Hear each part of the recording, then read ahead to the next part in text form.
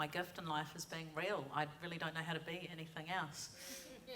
But if you wanted to talk to how appeals used to be for me, and I've probably only started doing them about 6 or 7 years ago, I would say I kind of hated them with a passion.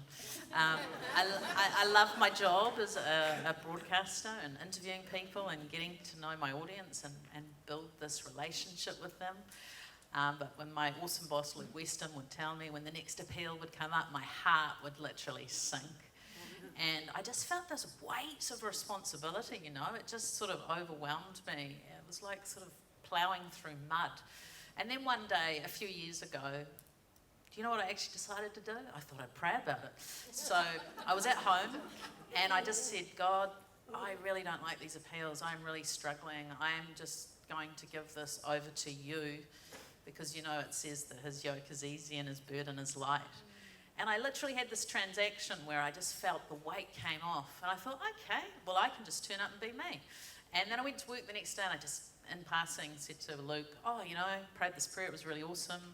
And he goes, oh, why don't you share that at the broadcasting meeting, which is about 18 of us over 3 brands. And I did that. And then after that, he goes, oh, why don't you share it at the all-staff meeting?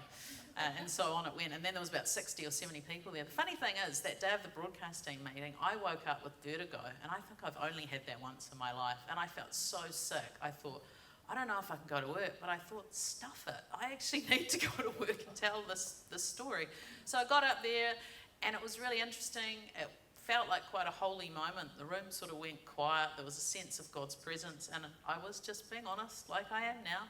And I said, I don't like appeals, I really struggle with them, but I've given over to God, so I'm trusting him. I'm figuring maybe you feel the same way.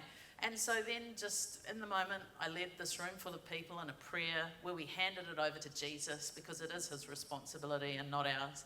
And what was really amazing, as soon as I sat down, the feeling of vertigo went. And all these people came up to me from reception to accounts to partnership services over the next few days, and they said to me, you don't know how much that meant to me.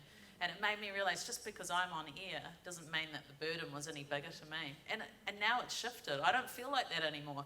And what I get really excited about is having a producer there who actually gets calls, and my listeners get on there and they're like, Lizzie, I just love what happens here.